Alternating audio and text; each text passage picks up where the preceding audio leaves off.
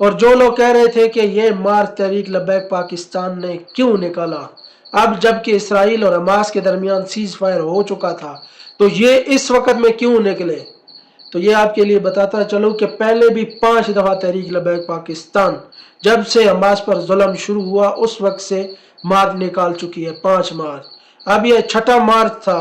اور اس پر حکومت کی طرف سے غنڈہ گردی کی گئی اور یہ کہا گیا کہ اب تو سیز فائر ہو چکا ہے، اب کیوں نکلے ہیں؟ ان کے لیے بتاتا چلوں کہ اسرائیل جو ایک ناجائز ریاست ہے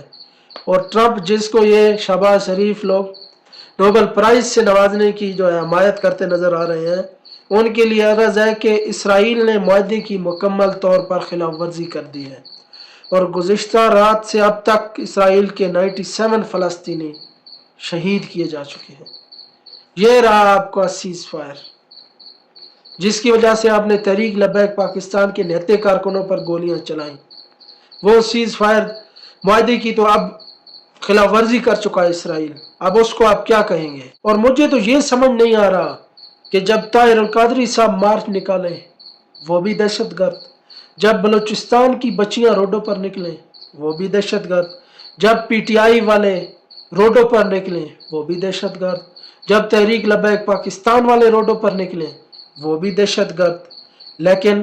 پی M L N Pakistan Muslim League Noon صرف یہی محب وطن ہے، یہی محب اسلام ہے، یہی پاکستان کو ترقی دلا سکتے ہیں، باقی سارے دہشت گرد ہیں، یہ صرف محب وطن پارٹی